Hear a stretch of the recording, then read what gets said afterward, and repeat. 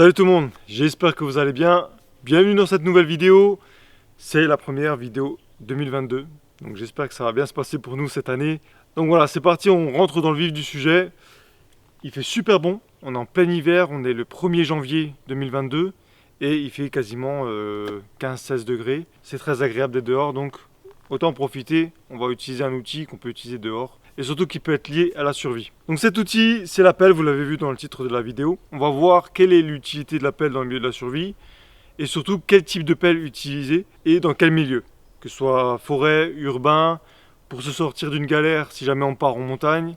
La pelle, c'est vraiment un outil vraiment multifonction et indispensable. Je vais vous montrer d'abord la petite pelle dépliable qu'on a l'habitude d'utiliser dans mes vidéos, qui est rapide d'utilisation, très compacte, qui peut tenir dans une petite poche, mais qui a ses limites quand même selon le sol qu'il y a, si jamais il y a des cailloux, des rochers. Donc on va voir déjà celle-là, et ensuite je vais vous montrer les autres pelles et laquelle on va choisir pour le milieu de la survie. On va regarder ce que j'ai dans mon sac.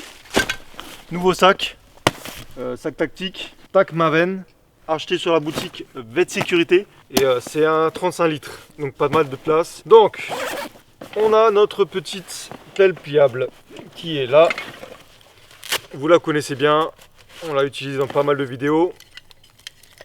Voilà, elle se déplie en quelques mouvements. On fixe le manche dessus. On serre la bague ici pour maintenir la pelle tendue. Et on a une petite pelle rapide à déployer et très pratique pour déterrer quelque chose, faire un trou pour mettre son feu dedans, niveler le terrain, enlever les feuilles, enlever la neige qui est en dessous de la voiture, désembourber la voiture de la terre. Là, on a un petit terrain assez meuble, avec une terre assez facile à creuser. On a quand même pas mal de racines, donc on va avoir un petit peu de mal à traverser tout ça. Ça nous permettra justement de voir laquelle pelle est la plus utile dans ce milieu-là. Donc celle-ci, la petite, qui rentre dans une poche, hop, on creuse. On peut facilement faire un trou pour faire un feu dedans. Vous voyez, c'est très pratique. En quelques pellets, j'ai fait 15 cm sur 15 cm sur une profondeur de à peu près 10-12 cm. C'est sympa, c'est facile d'utilisation.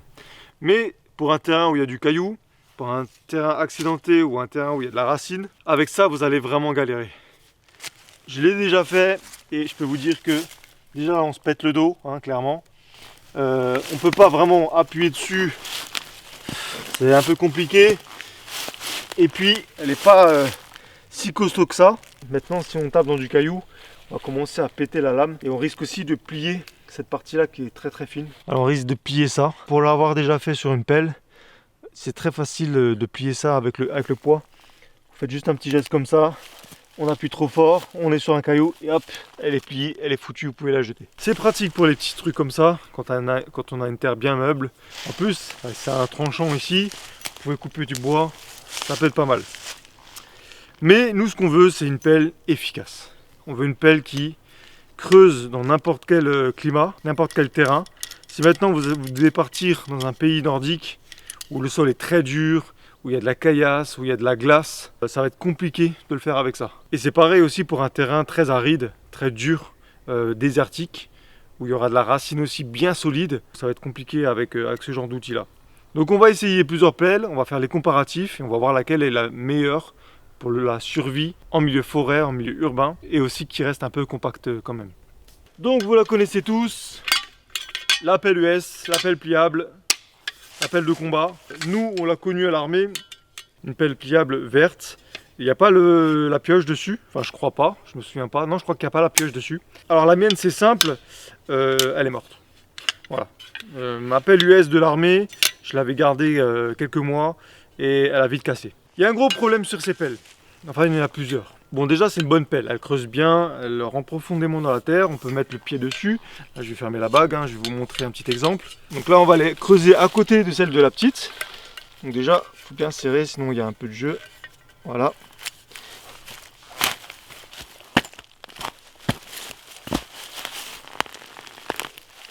Voilà, en une pellée, on a quasiment l'équivalent de ce qu'on a fait avant en 4-5 pellets, hein, à peu près le même trou.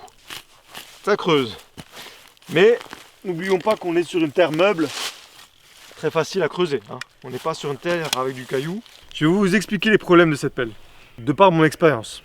Et je peux vous dire que je l'ai utilisée pendant des années, hein. Le gros problème de cette pelle, elle est reliée par plusieurs métaux à plusieurs endroits. Ici vous avez des rivets, ici vous avez un boulon, ici vous avez des plaques qui se croisent, vous en avez encore un ici, tout a été additionné. Et le gros problème de cette pelle, c'est ici. Ici, c'est fendu. On voit que c'est une plaque qui a été soudée dessus. Le problème de cette pelle, c'est que elle va prendre le froid, l'humidité, la corrosion. Et tous les lieux où c'est un petit peu abrupt, où il y a des petits angles, c'est des lieux qui vont péter rapidement. Et ma première pelle, la pelle US que j'avais à l'armée, parce que j'en ai eu 2 après, elle a pété net. Mais alors quand je vous dis net, j'ai creusé un trou, on était dans les Ardennes, il y avait quand même pas mal de caillasses. J'ai commencé à enfoncer comme ça, voilà. J'ai voulu soulever la terre comme ça a fait paf. La pelle était restée coincée dans la terre, le manche il est resté dans ma main. C'est une pelle qui est compacte, c'est facile d'utilisation. Il y a un tranchant efficace dessus. Bon, la pointe est un petit peu trop accentuée, je trouve que elle fait pas vraiment son travail de découpe du sol, elle va plutôt s'enfoncer tel un piquet. C'est une pelle qui est très très fragile. On n'a pas l'impression comme ça, mais la pelle US c'est une pelle fragile. Un petit plus, c'est qu'elle est lourde. Mine de rien, c'est quand même presque 2 kg, ouais, je dirais un bon 2 kg et quelques. En plus, elle fait beaucoup de bruit. C'est quelque chose que, même si elle est serrée à fond, elle est un peu branle-ballante. C'est jamais vraiment bien serré, hein, il y a toujours un petit jeu. Et du coup, c'est une pelle que moi, j'utiliserai pas du tout parce que pour en avoir pété une ou deux, et le fait qu'elle soit lourde aussi, c'est un matériau que j'aime pas utiliser. En plus, vous l'enfoncez, vous êtes quand même assez loin du manche. Donc, histoire de se péter le dos, on est quand même pas mal, hein. Là, vous voyez, là, je me pète quand même bien le dos. Mais bon, ça reste quand même une bonne pelle si jamais la terre est bien meuble et que vous l'utilisez que pour des petites choses comme ça, une fois de temps en temps. Alors, regarde comme elle est tordue. Ça, elle est pas vieille, hein. Elle a peut-être 4-5 ans.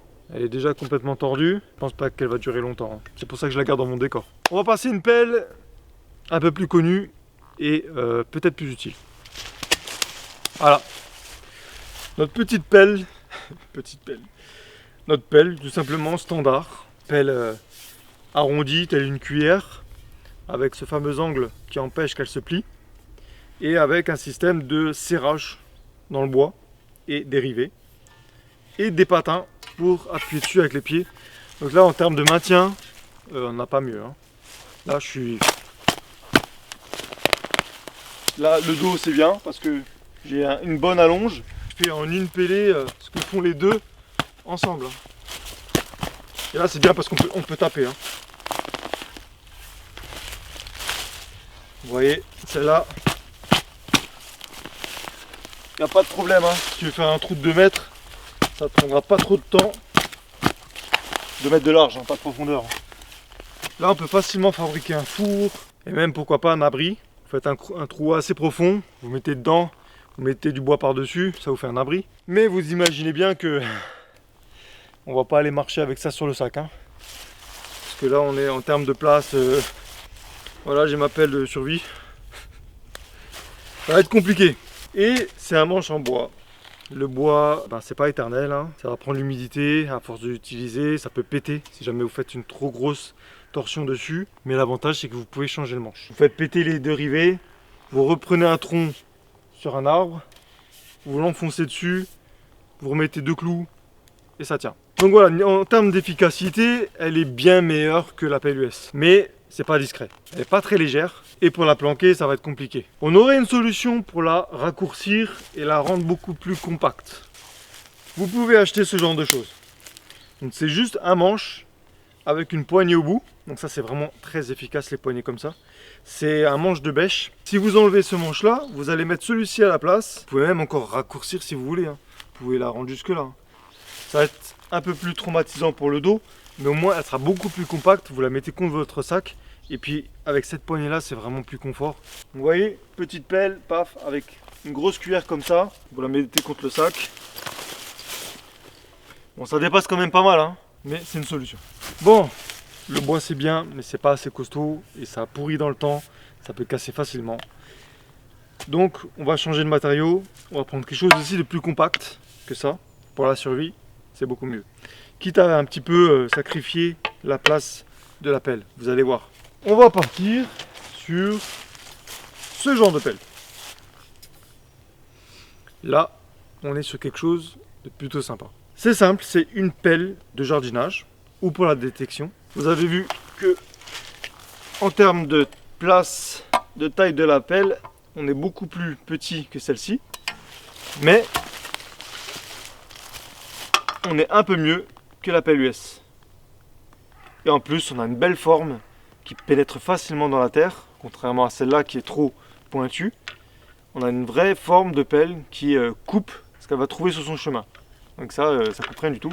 Et en termes de poids, elle est un petit peu plus légère que la pelle US. Donc la pelle US, vraiment, c'est bien pour le style, mais pas pour le côté pratique.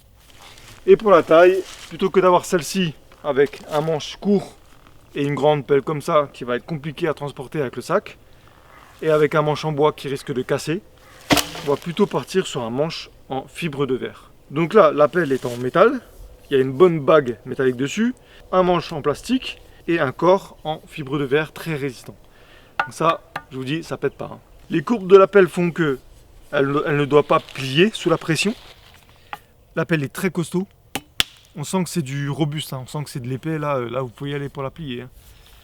Et en plus, on a un maintien qui est propre. Regardez, même sans les pieds, j'arrive à bien entrer. Et avec ce genre de poignée là, vous pouvez avoir une force bien plus importante que sur un manche droit. Parce que celle-là, soit vous pouvez mettre le pied dessus, soit vous y allez avec les deux mains, comme ça. Là vous voyez, ça y va. Et en plus là, vous avez quand même, vous avez vu comme elle rentre très très bien dans la terre. Ah là on est bien. Là, on est bien. Là, il faut faire attention au dos, on a quand même nos limites, un peu comme la pelle US. Mais si on s'y met avec le pied par exemple, là, on va le faire avec le pied. Voilà. On ressort ce qu'il y a dedans. Chercher les vers, faire une tranchée.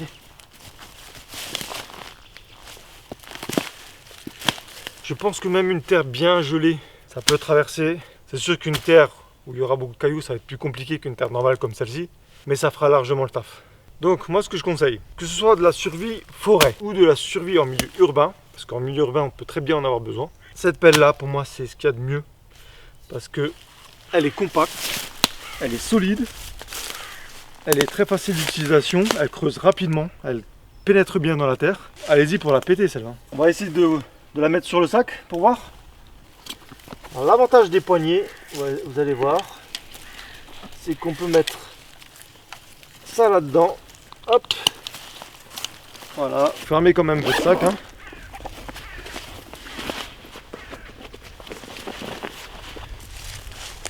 Et voilà.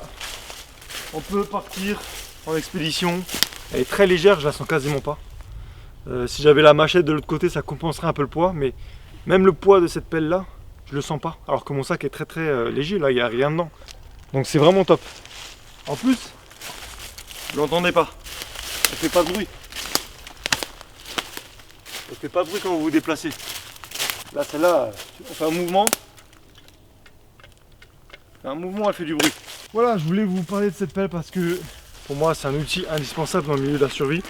Et en plus dans tous les modes de survie, urbain, forêt. Moi j'ai pris une Spear et Jackson.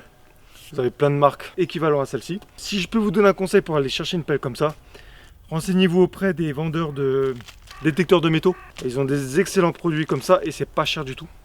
N'allez pas acheter ça sur Wish, Amazon ou des distributeurs comme ça parce que vous aurez des marques de merde, vous aurez des fabrications de merde.